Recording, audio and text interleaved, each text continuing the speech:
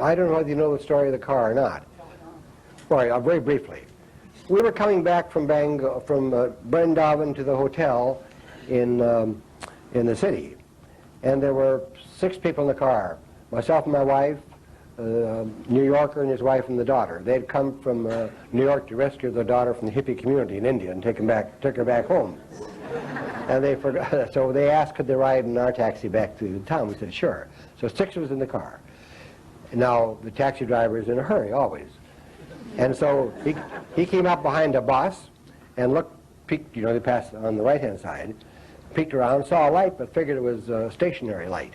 And so he pulled around and stepped on the throttle. Well, you know what happens when you step on the throttle of an Indian car? Nothing much happens.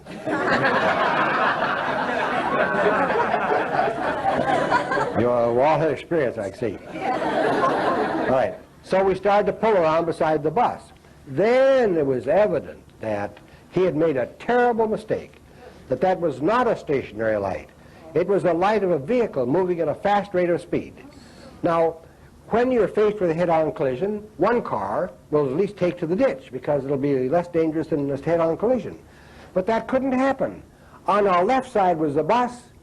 On our right side was a high row of road repairing material. No way to get off the road to the left or the right. Inevitable collision. So we, you know, shut our eyes like that. You know, we're dead. But then nothing happened.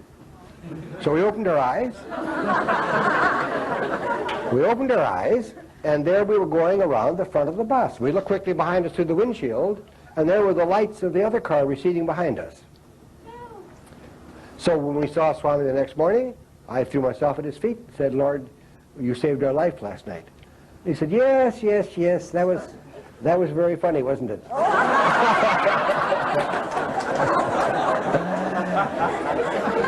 And he said, you were so shocked you even forgot to call on Swami. But Swami saved you anyway. And then he turned to a group of Telugu people sitting along the wall of the veranda, and in Telugu told them the whole story.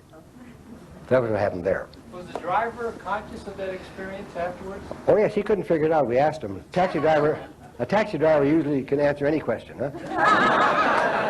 But he couldn't figure it out, no.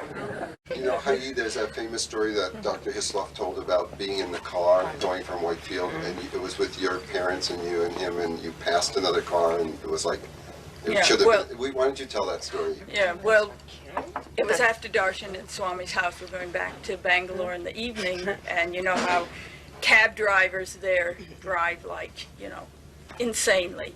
So we're coming up behind a truck, I think it was, and the cab pulls out to pass it, and there's another car right there.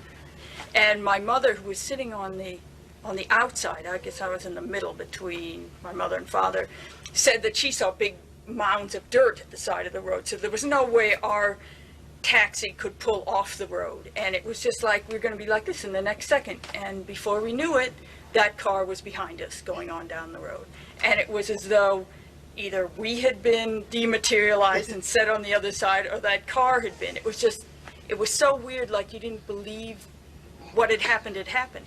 Anyway, my father was all, oh, I've got to find somebody so I can talk to the taxi cab driver and find out from him what happened. You know?